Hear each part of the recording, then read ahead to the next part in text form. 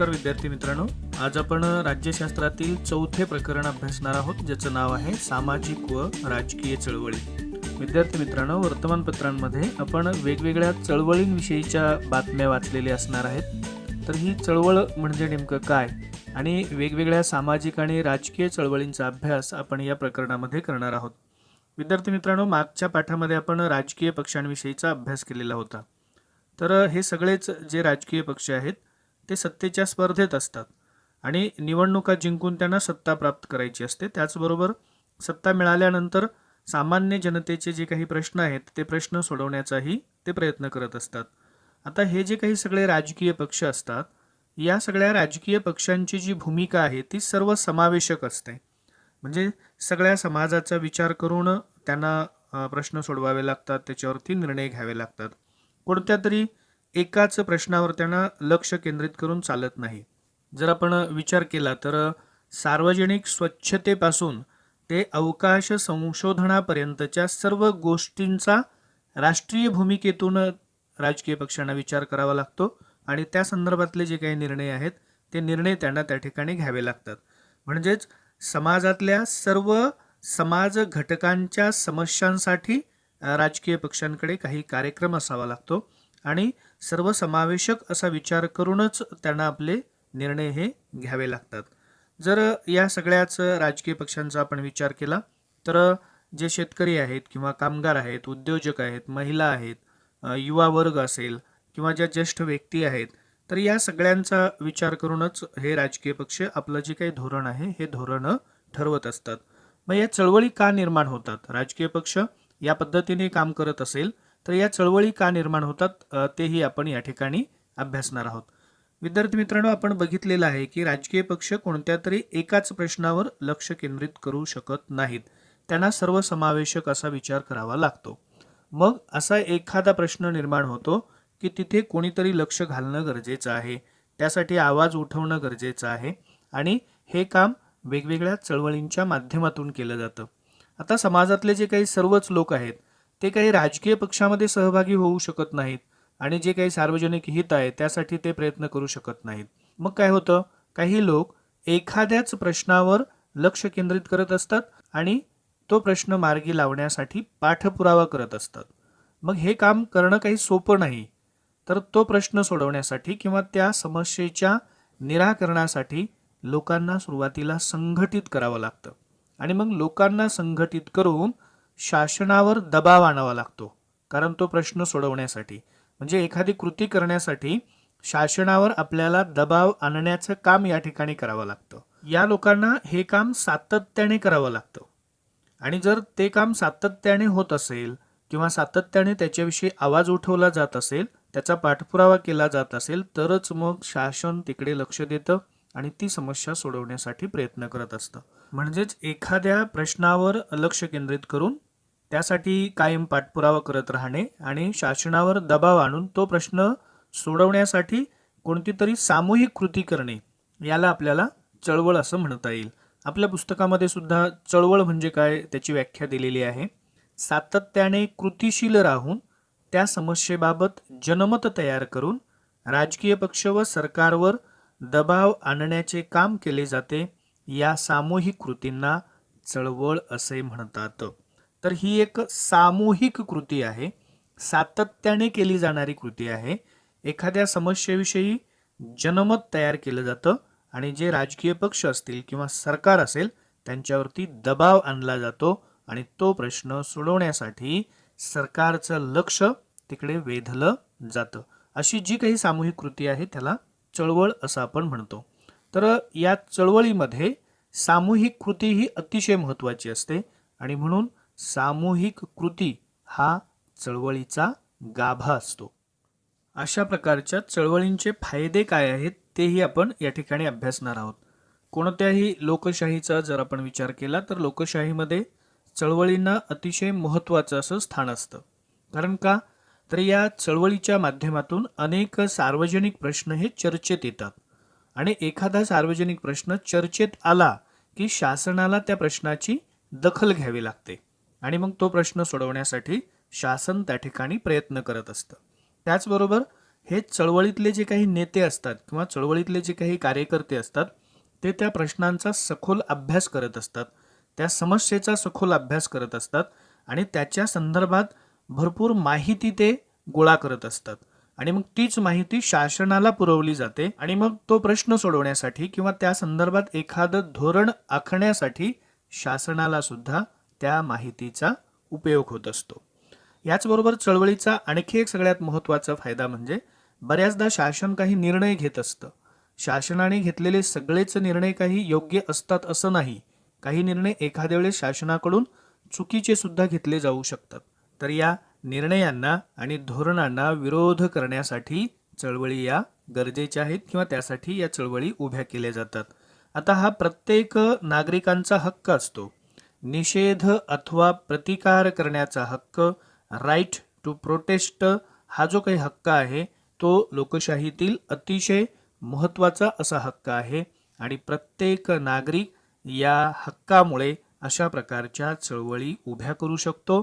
एखाद्या प्रश्नाकडे शासनाचं लक्ष वेधू शकतो आणि शासनाला त्या प्रश्नाची, त्या समस्येची दखल घ्यायला भाग पाडू शकतो. हे सुद्धा या चळवळीचं एक महत्त्व आहे. परंतु इथे नागरिकांनी सुद्धा एक गोष्ट लक्षात ठेवली पाहिजे, ती म्हणजे अत्यंत संयमाने आणि जबाबदारीने या हक्काचा त्यांनी वापर केला पाहिजे. चळवळ म्हणजे काय हे समजून घेण्यासाठी आपण चळवळीची वैशिष्ट्ये अभ्यासूया, म्हणजे आपल्याला चळवळ ही संकल्पना अधिक स्पष्ट होईल. तर चळवळ ही एक सामूहिक कृती असते आणि त्याच्यामध्ये लोकांचा सक्रिय सहभाग महत्त्वाचा असतो आणि तो अपेक्षित असतो. लोक जर सक्रियपणे त्याच्यामध्ये सहभागी होत नसतील तर मग ती चळवळ यशस्वी होऊ शकत नाही. त्याचबरोबर चळवळ हे लोकांचे विशिष्ट प्रश्नाभोवती निर्माण झालेले संघटन असते.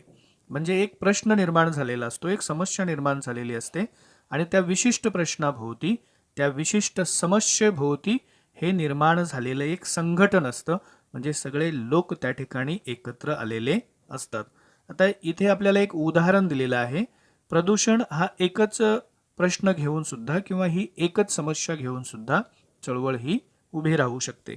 त्याचबरोबर तिसरं जे वैशिष्ट्य आहे या चळवळीचं ते म्हणजे चळवळीच्या समोर निश्चित असा एखादा सार्वजनिक हेतू असतो किंवा एखादा प्रश्न असतो. म्हणजे निश्चित असा हेतू नजरेसमोर ठेवून, निश्चित असा एखादा प्रश्न घेऊन ही चळवळ त्या ठिकाणी उभी राहत असते. याच्यासाठी सुद्धा काही उदाहरणं दिलेली आहेत. त्याच्यामध्ये भ्रष्टाचार विरोधी जी काही चळवळ असते तिचा हेतू म्हणजे भ्रष्टाचार नष्ट करण्याचा असतो आणि त्याच प्रश्नाच्या अनुषंगाने हे जे काही सगळे चळवळीतले कार्यकर्ते आहेत ते कार्यकर्ते त्या ठिकाणी काम करत असतात. चळवळीचं जे चौथं वैशिष्ट्य आहे ते म्हणजे कोणतीही चळवळ असेल तर त्या चळवळीला एक नेतृत्व असतं आणि जोपर्यंत त्या चळवळीला खंबीर असं नेतृत्व लाभत नाही तोपर्यंत ती चळवळ परिणामकारक ठरत नाही. कारण का तर कोणतीही चळवळ असेल तर ती त्या नेतृत्वामुळेच क्रियाशील बनत असते.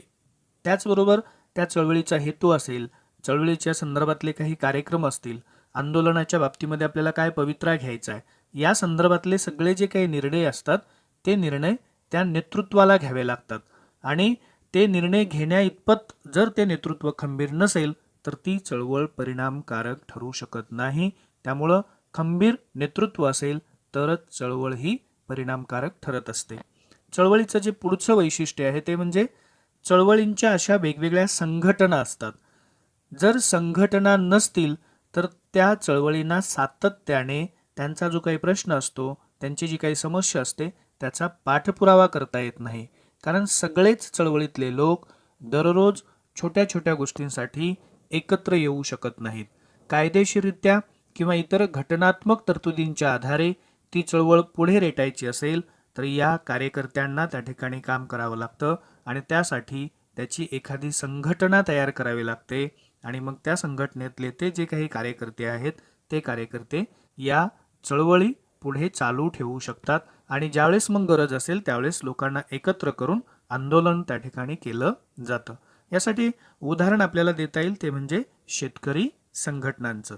चळवळींचं जे पुढचं वैशिष्ट्य आहे ते म्हणजे जनतेचा पाठिंबा.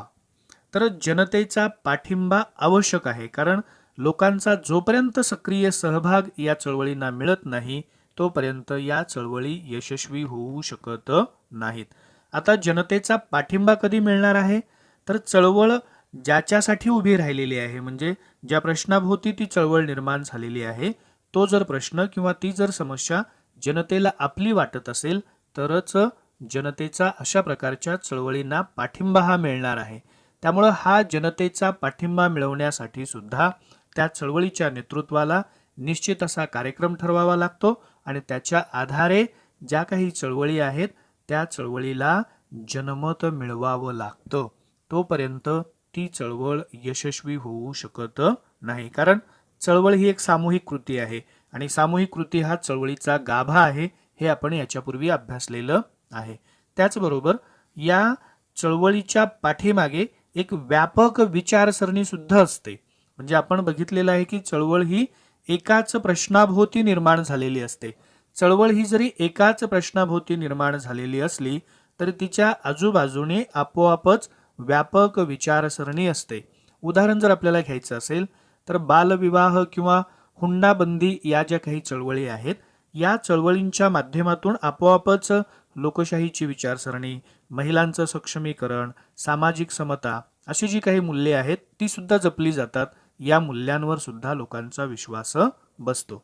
त्यामुळं जरी चळवळ एखाद्याच प्रश्नाभोवती असली तरी त्या प्रत्येक चळवळीच्या पाठीमागे एक व्यापक विचारसरणी सुद्धा असते.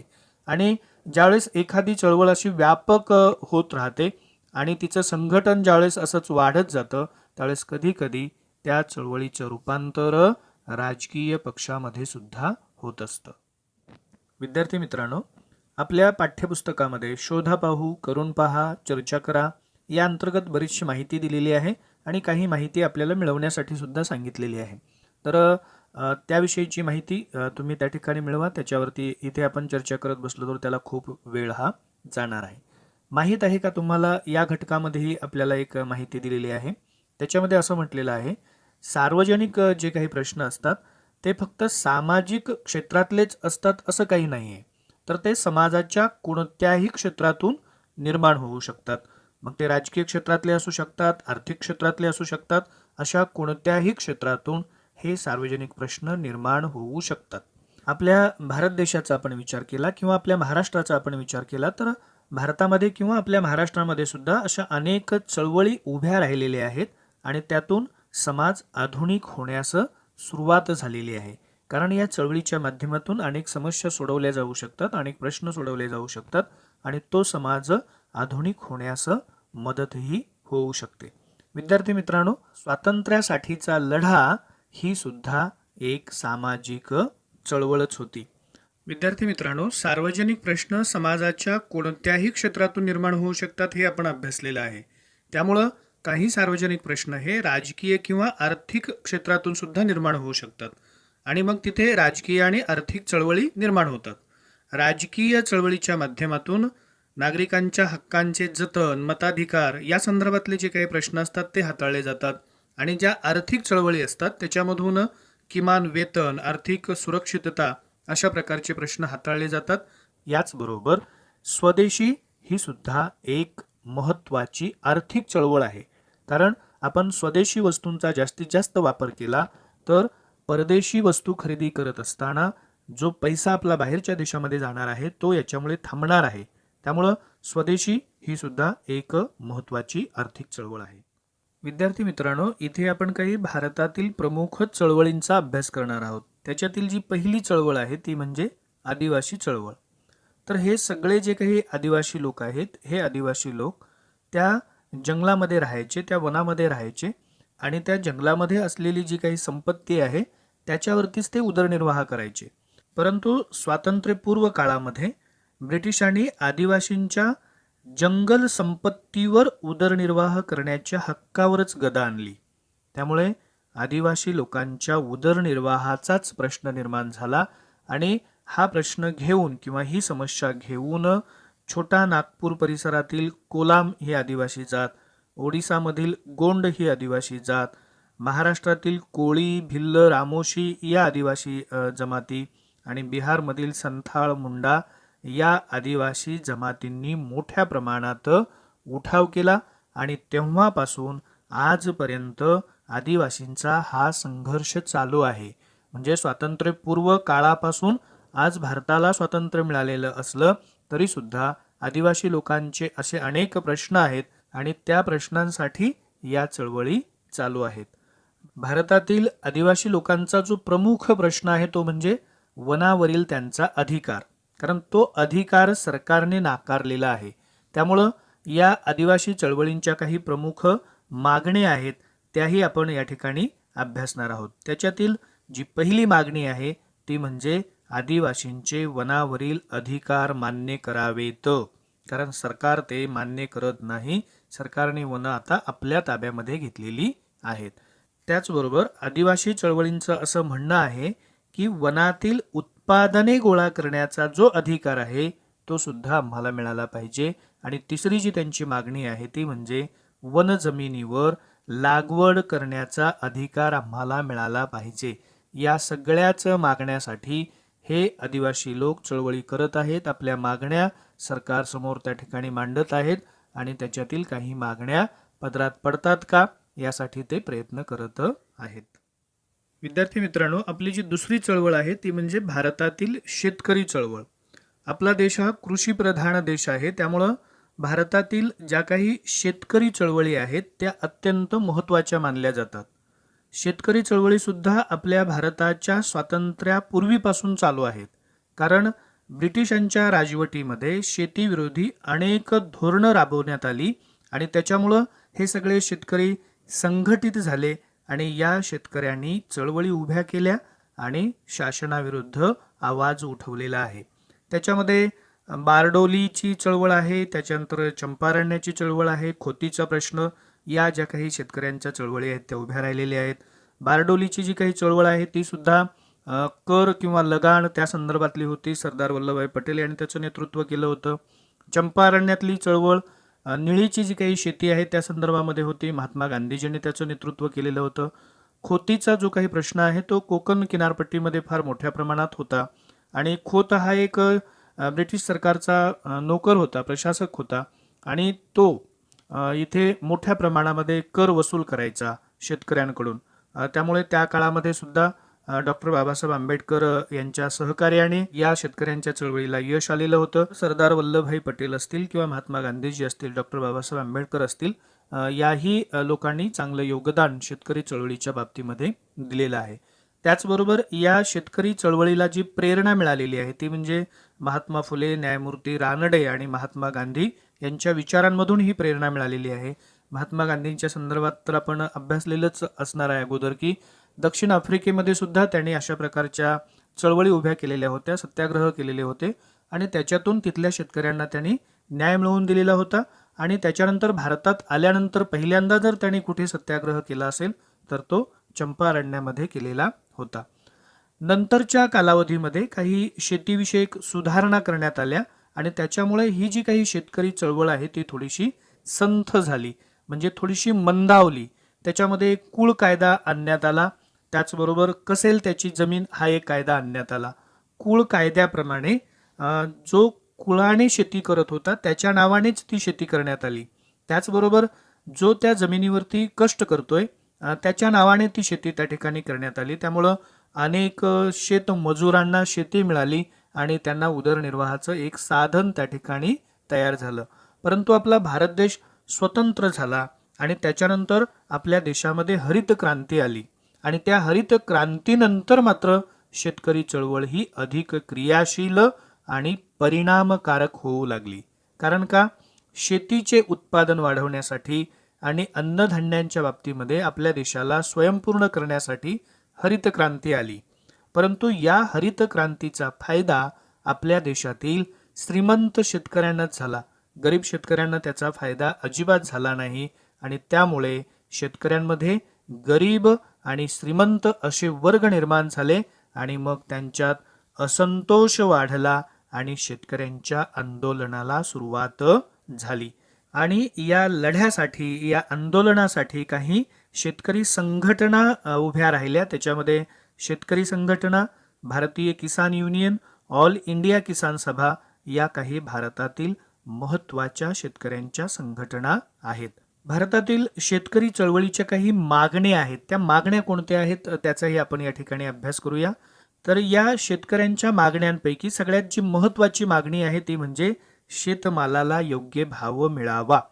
बऱ्याचदा शेतीमध्ये उत्पन्न चांगल्या प्रकारे येतं, परंतु बाजारामध्ये त्या मालाला भाव मिळत नाही आणि शेतकऱ्यांना त्याचा चांगला आर्थिक लाभ होत नाही.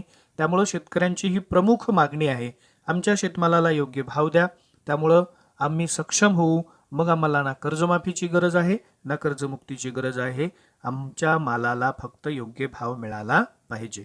त्याचबरोबर दुसरी मागणी आहे ती म्हणजे शेतीला उद्योगाचा दर्जा मिळावा, जेणेकरून उद्योगाला जे काही फायदे मिळतात किंवा ज्या काही सवलती मिळतात किंवा उद्योग व्यवस्थेला जी काही नियमावली आहे तीच नियमावली शेतीला सुद्धा लागू होईल. त्यामुळं ही सुद्धा एक शेतकऱ्यांची मागणी आहे.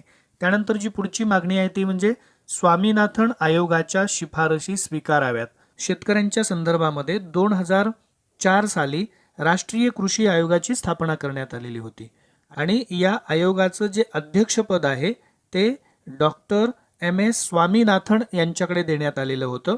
त्यामुळं याच आयोगाला स्वामीनाथन आयोग म्हणून सुद्धा ओळखलं जातं. या स्वामीनाथन आयोगाने अनेक शिफारसी केलेल्या आहेत. त्याच्यामध्ये शेतमालाला हमी भाव मिळावा, आधारभूत किंमत मिळावी, या त्याच्यातल्या महत्त्वाच्या मागण्या आहेत. याशिवाय इतरही अनेक शिफारशी त्यांनी केलेल्या आहेत. तर या सगळ्या ज्या काही शिफारशी आहेत त्या स्वीकाराव्यात आणि त्याची अंमलबजावणी करावी अशी ही या शेतकरी चळवळीची मागणी आहे. त्यानंतर जी कर्जमाफी आहे आणि कर्जमुक्ती आहे याविषयी काहीतरी निश्चित धोरण असावं शासनाचं, अशी सुद्धा या चळवळीची मागणी आहे. आणि शेतीविषयक जे काही धोरण आहे ते राष्ट्रीय धोरण असावं, म्हणजे राष्ट्रीय धोरणानुसारच शेती संदर्भातले जे काही निर्णय आहेत ते त्या ठिकाणी घेतले जावेत, अशी सुद्धा या शेतकरी चळवळीची मागणी आहे. या मागण्या घेऊन या शेतकरी संघटना किंवा या शेतकरी चळवळी त्या ठिकाणी शासनाशी लढत आहेत. शासनाचं लक्ष आपल्याकडे केंद्रित करण्याचा प्रयत्न करत आहेत. विद्यार्थी मित्रांनो, भाग 1 मध्ये आपण इथेच थांबणार आहोत. नेहमीप्रमाणे झालेला भाग तेवढा वाचायचा आहे. त्याच्यावरती 5 ते 10 प्रश्न काढायचे आहेत आणि इथे दिलेली जी काही संकल्पना चित्रे आहेत तीही तुम्ही त्या ठिकाणी पूर्ण करायची आहेत. व्हिडिओ आपल्याला आवडलेला असणार आहे. व्हिडिओ आवडत असतील तर व्हिडिओला लाईक करायला अजिबात विसरू नका आणि त्याचबरोबर व्हिडिओ आपल्या वर्गमित्रांना शेअर करायलाही अजिबात विसरू नका. चॅनलवरती आपण नवीन असाल किंवा चॅनलला अजूनपर्यंत आपण सबस्क्राईब केलं नसेल तर चॅनलला सबस्क्राईब करा. विद्यार्थी मित्रांनो, पुढील व्हिडिओपर्यंत मी आपला निरोप घेतो.